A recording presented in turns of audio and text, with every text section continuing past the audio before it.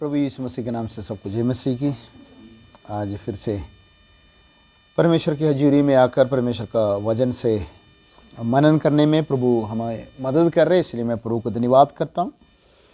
आज हम प्रकाशित वाक्य पहले अध्याय और उसकी 4 आयत में आया है, 5वां आयत में आया है। 5वां आयत के बी पाठ में आए हुए हैं। उसमें एक शब्द हमने देखा यीशु मसीह का बारे में, अच्छा वफादार गवाही, अच्छा गवाही करके वो बात हमने देखा है। अगले शब्द है मरे हुओं में से जी उठने वालों में पहला उठा। यीशु मसीह जब प्रेरित यूहन्ना को जब बात कर रहे हैं, अपने आप का परिचय देते हैं। क्या परिचय दे रहे हैं? मरे हुओं में से जी उठने वालों में पहला उठा है। तो ये आशा दिला रहे हैं। तो ये यहाँ पर कलीसियों को खत लिखने के लिए बोल रहे, ये जो प्रेरित यूहन्ना जिस काल में है, जिस समय में है, वो समय देखा गया तो नीरो का समय है, नीरो राजा का समय है। बहुत से विश्वासियों को जो कष्ट के बीच में से, पीड़ा के बीच में से जाने पड़ा, लोगों को बहुत ज़्यादा सताव नीरो की द्वारा हुआ है। उस समय में चलकर आ रहे हैं। तब यहाँ पर बता रहे हैं कि यीशु के बारे में खुद बता रहे, मरे हुए में से जी उठने वालों में पहला उठा है। प्रभु यीशु पहला उठा है, पहला उठा है। प्रभु यीशु पहला उठा है। पहला उठा का मतलब क्या है? जेठ पुत्र, पहला है, पहला है। तो पहला उठा करके बोलने से प्रेरित यूहन्ना को और कलीसिया का आशा ये है कि और भी मरे हुए में से जीतने वाले आ रहे हैं। पहलोटा है तो उसका मतलब और भी है, मरे हुए में से जी उठने वालों में अभी बहुत है। तो जो भी मरे हैं वो सब जी उठने वाले हैं। आशा है, मरने के बाद आशा खत्म नहीं होते हैं। इस दुनिया में आशा मरने के बाद खत्म होते हैं, परंतु यहाँ पर आशा खत्म नहीं हो रहे हैं, आशा और भी आगे हैं। वो जी उठा हुआ है तो हम भी क्या होगा? जी उठेगा। मगर ये हम अभी थोड़ा सा इससे ये शब्द के बारे में, इसी शब्द को थोड़ा सा देखकर हम जाएंगे। ये पहलोटा शब्द को थोड़ा सा हम देखेंगे। पहलोटा, यीशु मसीह पहलोटा है। तो क्या यीशु मसीह पहलोटा है? सृष्टि का बात देखा गया तो यूहन्ना की सुसमाचार 3 अध्याय और उसकी 16वीं आयत में जब हम देखते हैं तो वहां पर वो शब्द पहलोटा नहीं लिखा है, परंतु क्या लिखा है? एकलौता पुत्र लिखा हुआ है। हाँ, एकलौता है, यानी प्रभु यीशु एकलौता है और मरे हुए में से जी उठने वालों में पहलोटा बन गया। ये दोनों फर्क पता चल गया। प्रभु यीशु एकलौता है। किसकी एकलौता? परमेश्वर का एकलौता है। परमेश्वर का एकलौता। तो रोमियो का खत पहले अध्याय और उसकी 3 आयत में जब हम पढ़ते हैं, वहां पर लिखा है कि प्रभु यीशु परमेश्वर होने की वजह से वो मरे हुओं में से क्या हो गया? जी उठा है। सामर्थ के साथ मरे हुओं में से जी उठा है, ऐसे करके लिखा हुआ है। मैंने वो शब्द को थोड़ा सा वहां पर हिंदी बाइबल में लिखा हुआ शब्द ऐसे नहीं है। हिंदी बाइबल में लिखा है कि पवित्रता के भाव से देखा गया तो वो मरे हुओं में से जी उठने के कारण परमेश्वर का पुत्र, सामर्थ के साथ परमेश्वर का पुत्र ठहराया करके ये हिंदी बाइबल में लिखा है। मगर वो शब्द ये है कि मरे हुओं में से जी उठने के कारण पुत्र नहीं बना, पुत्र होने के कारण क्या बना है? जी उठा है। पुत्र होने के, यीशु परमेश्वर का पुत्र है इसलिए क्या हो गया, जी उठा है। अगर यीशु परमेश्वर का पुत्र है इसलिए जी उठा है, तो यहां पर बता रहे हैं मरे हुओं में से जी उठने वालों में पहलौठा है। कौन? यीशु मसीह। तो बाकी भी जो जी उठने वाले सब कौन होने चाहिए? परमेश्वर का पुत्र होने चाहिए, पुत्र होने चाहिए, पुत्र होने चाहिए। मगर वचन में लिखा है कि यूहन्ना की सुसमाचार पहले अध्याय और उसकी 12 आयत में लिखा है कि जितनों ने उसे ग्रहण किया उसको, उन्हें परमेश्वर का संतान होने का अधिकार दिया है। इस तरह से हम संतान हो जाते हैं। और फिर भी वो शब्द हमें थोड़ा सा दिक्कत होते हैं, परमेश्वर का एकलौता पुत्र है। मगर कोलोसियों का पहले अध्याय और 15 आयत में जब आते हैं, वहां पर लिखा है, मैं आयतें ऐसे बोल बोल के इसलिए जा रहा हूं, समय हमें ये इस विषय में वापस आना है, ये विषय से थोड़ा सा हटकर है, तो इसलिए मैं सिर्फ ये वचन बोल के जा रहे हैं। वचन आप मैं बताकर दूंगा, जो जैसे लिखा है वैसे ही बताकर दे रहा हूँ। आपको पढ़ने का टाइम लगेगा इसलिए मैं ऐसे बताकर दे रहा हूँ। उसमें लिखा है कि वो वचन पढ़िए। वो तो अदृश्य परमेश्वर का प्रतिबिंब, और सारे पहले कोलोसियों का पत्री पहले अध्याय और उसकी 15 आयत, वो तो अदृश्य परमेश्वर का प्रतिबिंब और सारे सृष्टि में पहलौठा है। पढ़िए। वह तो अदृश्य परमेश्वर का प्रतिरूप और सारी सृष्टि में पहलौठा है। सारी सृष्टि में वो पहलौठा है।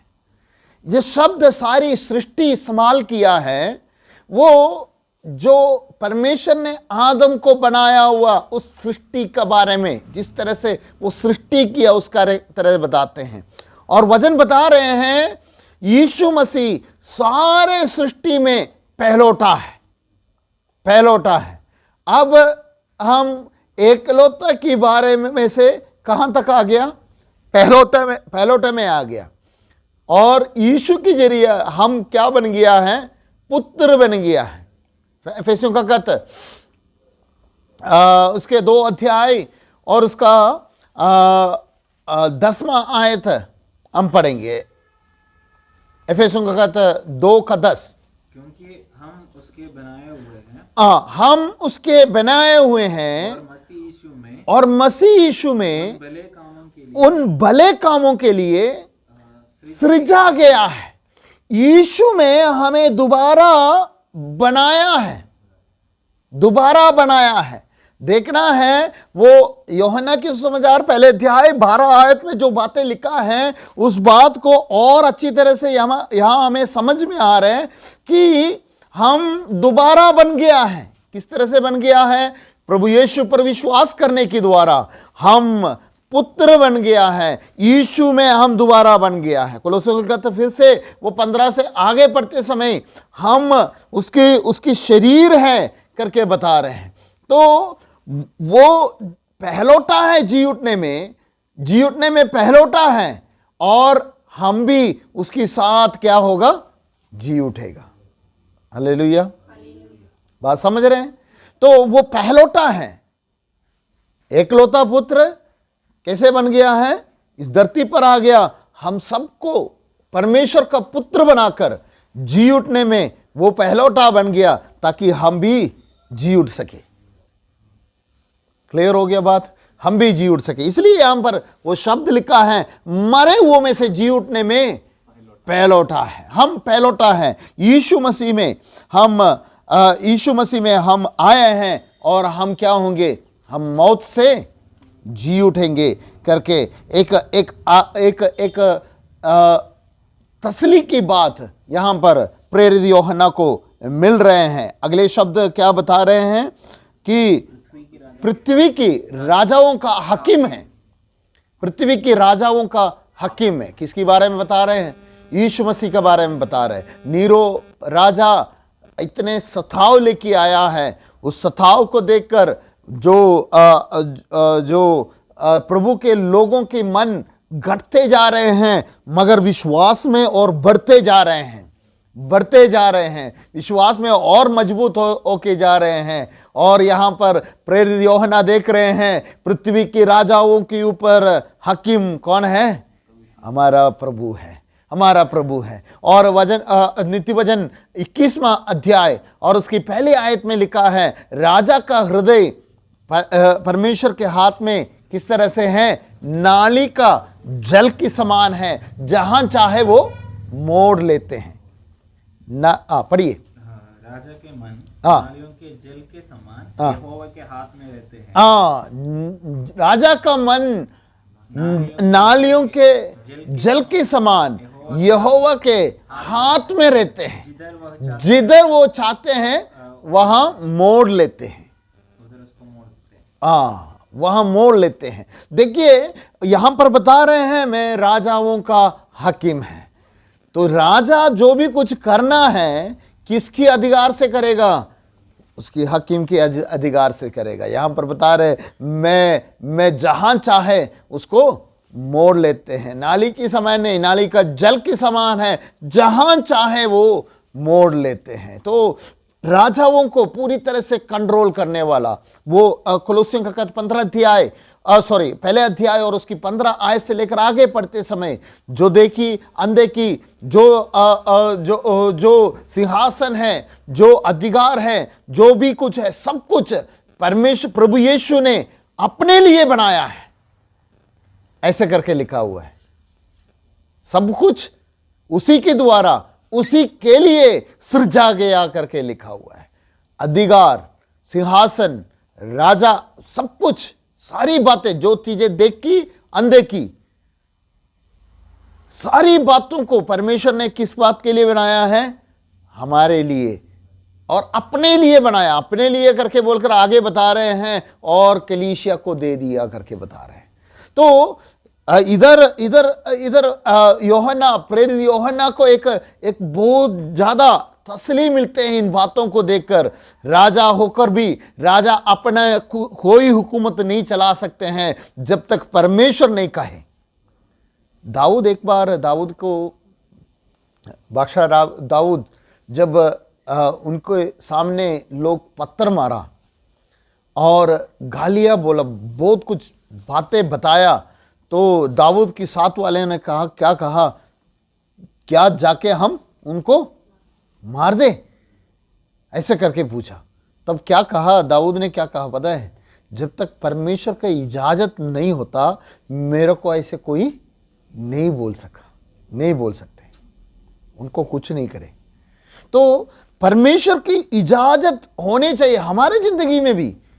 कोई भी बात होते हैं परमेश्वर की इजाजत के बिना नहीं होते हैं। परमेश्वर इजाजत देते हैं, क्योंकि राजा भी हमारे ऊपर कुछ करना है तो यहां पर जो नीरो राजा कुछ करना है तो भी परमेश्वर इजाजत देते हैं, तब भी उनके ऊपर कुछ कर सकते हैं। आगे चलते चलते हम इन बातों को और विस्तार से हम देखेंगे। तो एक और तसल्ली की बात यीशु मसीह की ओर देखते समय, एक और तसल्ली की बात यूहन्ना को यहां पर मिलते हैं कि वो है कि वो राजाओं का, पृथ्वी की राजाओं का हकीम है। आगे आगे पढ़िए। तुम्हें अनुग्रह और शांति मिलती रहे। तुम्हें अनुग्रह और शांति मिलती रहे। ये शब्द हमने इसे पहले बहुत बार पढ़ा है। एफेसियों का खत पढ़ते समय पढ़ा है, कुरिन्थियों का खत पढ़ते समय पढ़ा है, और फिलिपियों का खत पढ़ते समय पढ़ा है। तो ये सारी खतों में हमने इस शब्द को देखा है। फिर भी रिकॉर्डिंग हो रहे हैं ये बातों को, तो इसलिए थोड़ा सा इस शब्द को बताने के लिए चाहते हैं। ये अनुग्रह और शांति मिलती है। परमेश्वर का अनुग्रह हमारे जिंदगी में होने चाहिए। यहां पर 3 बातें यहां पर हमने देखा है। एक क्या है? परमेश्वर पिता और पवित्र आत्मा और प्रभु यीशु की तरफ से हमें क्या मिल रहे हैं? अनुग्रह और शांति मिलते रहे। अनुग्रह, परमेश्वर से हमें अनुग्रह मिलते। परमेश्वर के अनुग्रह के द्वारा यीशु मसीह की वसीले से हमें क्या मिला है? नजात मिला है। ये नजात हमें परमेश्वर का अनुग्रह से मिला है। फिलिपियों का एफेसियों का खत और उसका दूसरी अध्याय और उसकी 8वां आयत पढ़िए। दूसरे अध्याय और उसके 8वें। विश्वास के द्वारा हाँ, अनुग्रह ही से तुम्हारा उद्धार हुआ। विश्वास के द्वारा अनुग्रह ही से तुम्हारा उद्धार हुआ है। तो ये अनुग्रह परमेश्वर की ओर से है जो हमारे ऊपर हुआ है। वो अनुग्रह के द्वारा हमें क्या मिला है?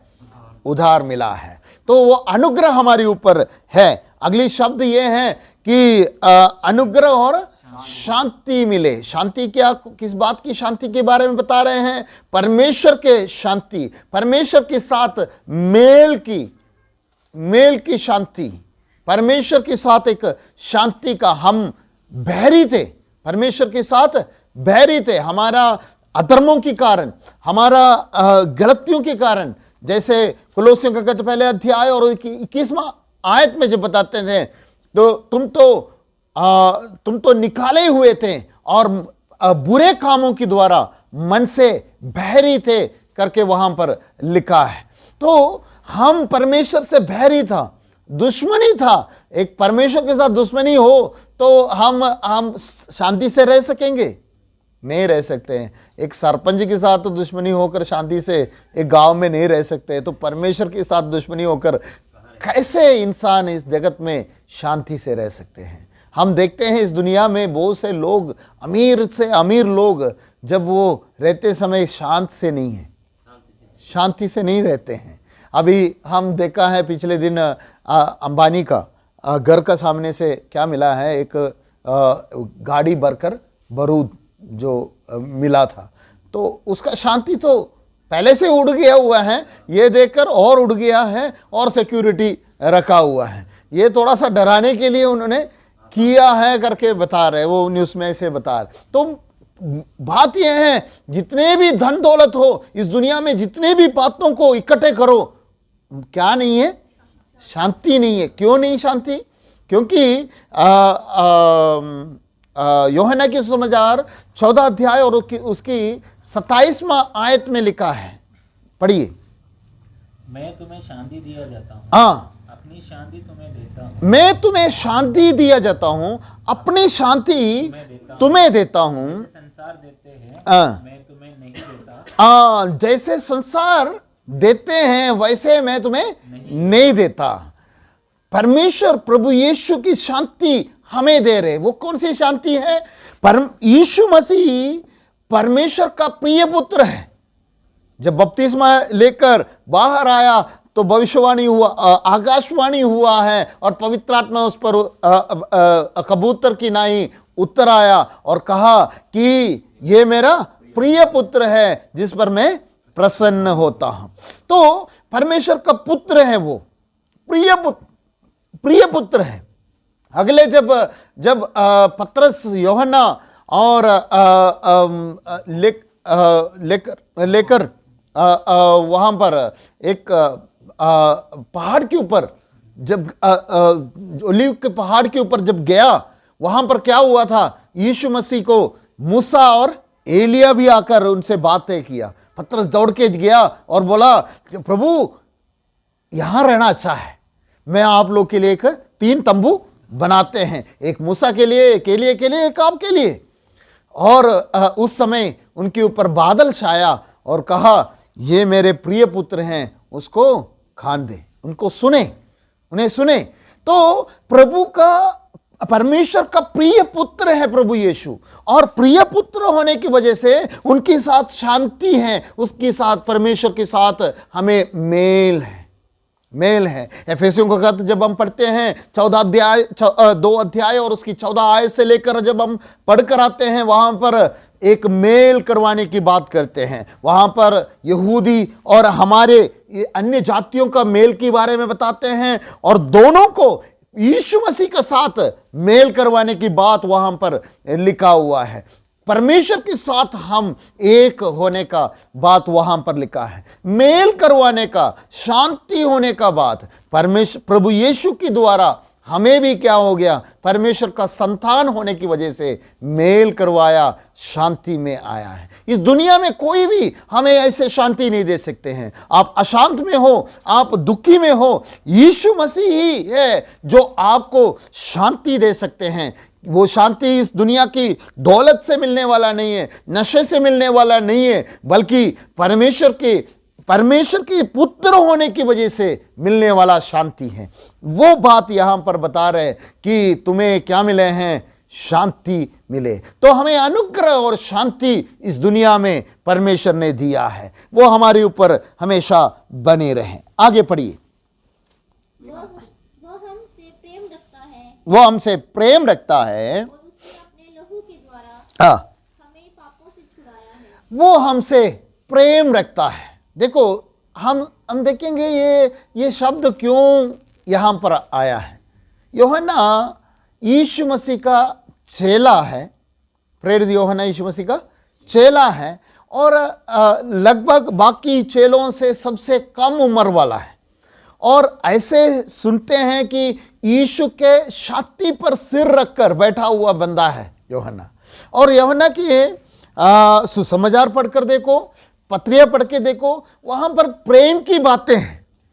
मैं ये सोच रहे थे यहां पर भी वो प्रकाशित वाक्य लिखा है, वहां पर भी प्रेम की बातें। एक शब्द बोलने की बगैर यूहन्ना चुप नहीं रह सकते हैं, बोलते हैं वे हमसे क्या कर रहे हैं, प्रेम रखते हैं। इतना प्रेम इनके अंदर कैसे आ गया करके मैं ऐसे देख रहे थे। पिछले दिन किसी ने मेरे से बात किया था कि बच्चे, छोटे बच्चे जब कुछ बातें बताते हैं, टीचर कुछ सवाल पूछते या गीत गाते हैं, तो वो बच्चे क्या करते हैं, ऐसे हिलकर बातें करते हैं, हिलते हैं। तो आपने बताया मेरे ख्याल से, हाँ, तो हिलते हैं। वो हिलते क्यों हैं, उसकी ताल देखा गया तो, हिलने का वो जो तरीका देखा गया तो, जो बच्चा पेड़ में, माँ की पेड़ की अंदर बैठकर दिल की धड़कन, माँ की दिल की धड़कन सुनकर उसी ताल में है, वो बच्चा बाहर आकर भी वही ताल में रहते हैं। तो वही ताल है जो हम पूछते हैं, ऐसे उसी ताल में रहते हैं, वो अभी तक उसके अंदर है। इसी तरह से यीशु की छाती पर सिर रखकर बैठा हुआ यूहन्ना को यीशु के अंदर का प्रेम अच्छी तरह से जानते हैं, इसलिए हर जगह पर वो बताने का कोशिश कर रहे हैं कि वो हमसे क्या करते हैं, प्रेम करते हैं। बाकी चेलों से बढ़कर यीशु का प्रेम को जानने वाला है यूहन्ना, इसलिए बता रहे हैं कि वो हमसे प्रेम करते हैं। मेरे प्रियो, हम कितने भी कष्ट से चले, कितने भी दुख से चले, वो हमसे प्रेम करते हैं। हमें दुख में नहीं जाने के लिए हैं, बल्कि हमें कुछ बातों को सिखाने के लिए हैं, और हमें अच्छी रास्ता पर चलाने के लिए कभी कभी हमें ताड़ना भी देते हैं ताकि हम अच्छे हो जाए। तो वो हमसे प्रेम करते हैं। अगले शब्द क्या बता रहे हैं, और हमें क्या किया है, उसकी लहू के द्वारा हमें पापों से छुड़ाया है। हाँ, उसकी लहू के द्वारा हमें पापों से छुड़ाया है। आगे हमने ये बात देखा है, पापों से हमें छुड़ाया है, और प्रभु यीशु के लहू है। कोई भी पाप से छुड़ाने चाहते तो वही यीशु के लहू के अलावा और कुछ नहीं है। वो हमसे प्रेम किया है, यीशु ने हमसे प्रेम किया है, और बढ़कर क्या है, उसकी लहू के द्वारा हमें पापों का छुटकारा है। पाप से चलने वाले अपने प्रयत्न से, अपने काम से अब पाप से छुटकारा मिलेगा करके सोचे तो नहीं मिलते हैं। अगर हम अपने प्रयत्न से पाप से छुटकारा मिल जाए तो कितने, जो लोग प्रयत्न नहीं कर सकेगा वो लोग तो पाप में फंस जाएगा। कुछ लोग क्या करते हैं, कुछ पुण्य दान करते हैं, क्या, किस बात के लिए, पाप से छुटकारे के लिए। पाप की हमारे काम से नहीं है। अच्छा काम है, पुण्य करने चाहिए, अच्छे काम करने चाहिए, मगर हमारे काम से नहीं है, बल्कि परमेश्वर ने एक रास्ता बनाया है। यहां वचन बताते हैं यीशु के लहू के द्वारा हमें क्या है, पाप की क्षमा मिलती है। यीशु के लहू के द्वारा हमारे पापों को क्षमा है। क्यों है? क्योंकि एक व्यक्ति जो अगले मेरा रोमियो का आज करना था, आज नहीं कर पाया अगले रोमियो का खत का वही विषय आ रहा है। ये एक व्यक्ति से पाप इस जगत में आया है, एक व्यक्ति से पाप इस जगत में आया, और एक ही व्यक्ति से क्या आया है? उद्धार भी आया है। पाप की माफी भी एक ही व्यक्ति से आया है। एक व्यक्ति से पाप आया और एक व्यक्ति से क्या हुआ है? पाप की माफी हो गया है। कैसे हो गया वो उसमें एक्सप्लेन करेंगे, हमारे यहां पर वो विषय नहीं है। तो बात यह है, यीशु मसीह के लहू के द्वारा हमें क्या है? पापों से मुक्ति है। पापों से मुक्ति पाना है तो यीशु मसीह का लहू ही उसके लिए कार्य है, क्योंकि वो कोई पाप नहीं किया, इस दुनिया में कोई भी पाप नहीं किया। क्रूस पर चढ़ाया हुआ यीशु के दोनों तरफ दो चोर लोग थे, एक एक चोर था, और एक ने कहा तू मसीहा है तो अपने आप को बचा ले और मुझे भी बचा ले, हमें भी बचा ले। और दूसरे ने कहा कि हम तो एक ही तरह से शिक्षा से प्राप्त करें, हम तो गलती की वजह से हमारा गलती का सजा भुगतते हैं, ये तो देखो कोई भी गलती नहीं किया फिर भी देखो सजा भुगत रहे हैं। तो यीशु को न्याय करने वाला भी कोई भी सजा उसके ऊपर नहीं रख पाया, फिर भी वो क्रूस पर चढ़ा गया। और वो उसने कहा कि आप जब राज प्राप्त करेंगे तो क्या करना है? हमें भी, मुझे भी याद करना है। यीशु ने उससे देखकर कहा आज तुम मेरे साथ परदीसा में रहेंगे। तो यीशु, प्रभु यीशु कोई भी गुनाह नहीं है, हमारे गुनाहों की खातिर वो क्रूस पर चढ़ गया है। तो हमारे गुनाहों की खातिर वो क्रूस पर चढ़ गया तो हमारे पाप उसके ऊपर हैं। वचन में लिखा है, रोमियो का खत 6 अध्याय और उसकी 23वां आयत का पहले पद में लिखा है कि पाप की मजदूरी मृत्यु है, पाप की मजदूरी मृत्यु है। तो यीशु के मृत्यु पाप की मजदूरी की वजह से नहीं है, फिर किसकी वजह से है? हमारे पाप की मजदूरी उसने ले लिया है। यीशु ने हमारे पाप की मजदूरी लिया, फिर हम कैसे उस पाप की मजदूरी ले सकते हैं? इसलिए वचन में लिखा है आप यीशु पर विश्वास करो तो परमेश्वर का पुत्र बन जाएंगे, आप परमेश्वर के साथ शांति में रहेंगे और परमेश्वर का पुत्र बन जाएंगे और आपकी पापों का क्षमा मिल जाते हैं, दया आपके ऊपर, करुणा आपके ऊपर हो जाते हैं, शांति आपके ऊपर हो जाते हैं और आपकी पापों की क्षमा हो जाते हैं और परमेश्वर के साथ आपकी मेल हो जाते हैं। तो यीशु के वसीले से हमें क्या मिला है? पापों का छुटकारा है। अगले शब्द पढ़ी। और हमें एक राजा और अपने पिता परमेश्वर के लिए याजक भी बना दिया।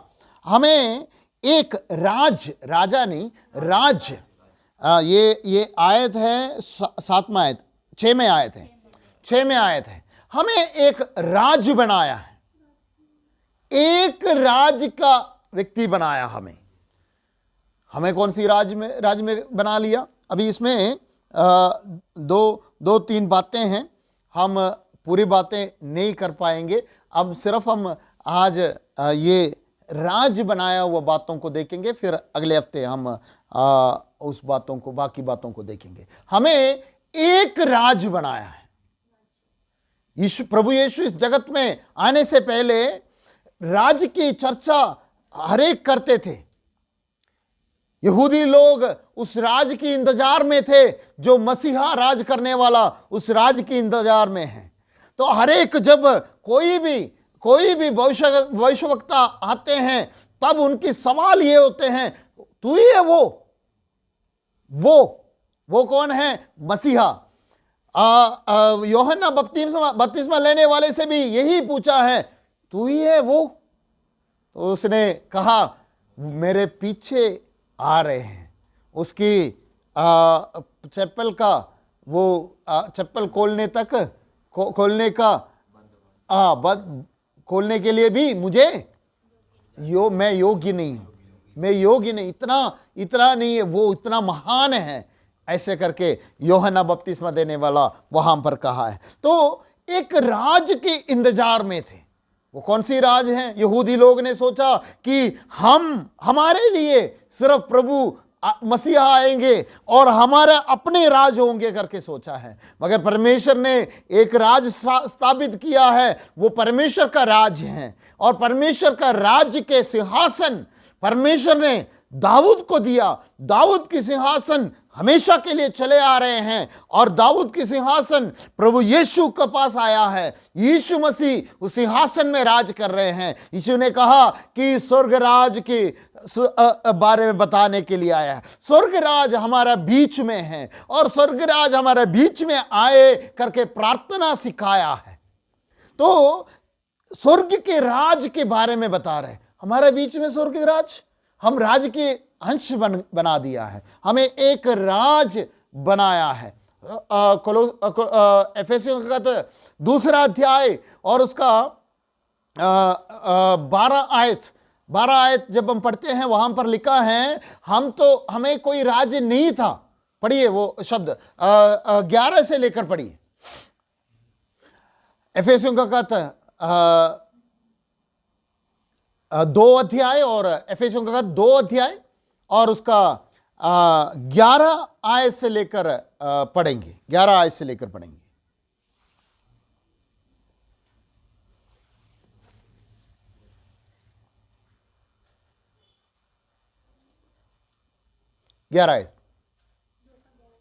जी। कारण स्मरण करो कि तुम जो शारीरिक रीति से अन्य जाति हो और जो लोग शरीर में हाथ के किए हुए खतना से खतना वाले कहलाते हैं, वे तुमको खतना रहित कहते हैं। तुम लोग उस समय मसीह से अलग, तुम लोग उस समय से अब खतना रहित हैं। हमारे बारे में बता रहे, जो अन्य जातियों के बारे में बता रहे हैं, हम खतना रहित हैं और तुम मसीह से अलग थे और इस्राएल की प्रजा के पद से अलग, इस्राएल के प्रजा की पद से अलग हैं और प्रतिज्ञा की बादशाहों के भागी ना थे, प्रतिज्ञा की बादशाहों के भागी नहीं थे और आशाहीन और जगत से ईश्वरता थे, आशाहीन थे, जगत में ईश्वर रहित थे। और पर अब मसीह देखना, हमें हमारा बारे में बता रहे हैं, हम प्रजा की पद में नहीं थे, प्रजा नहीं थे। जब हम राज में आएंगे तभी तो प्रजा होंगी, राज में आएंगे तभी तो हम कौन बनेगा?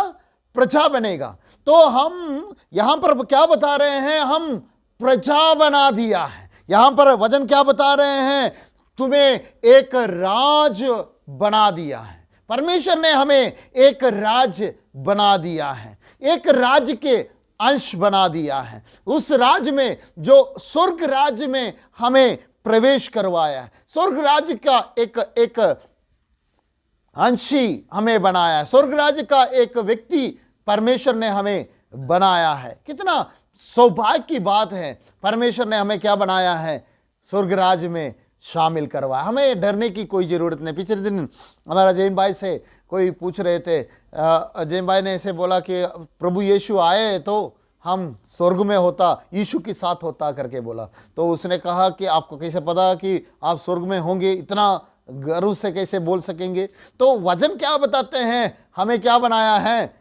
राज का अंशी बनाया है, हमें एक राज बनाया है। तो कौन सी राज है? वो स्वर्ग राज्य है। उस स्वर्ग राज्य में हम प्रवेश हो जाए और उसमें रहकर हम परमेश्वर का महिमा करने के लिए प्रभु हमें मदद करे। अगली बातों को हम अगले हफ्ते देखेंगे। इन वचनों के द्वारा प्रभु सबको आशीष करे। परमेश्वर हम सबको शांति दे। धन्यवाद।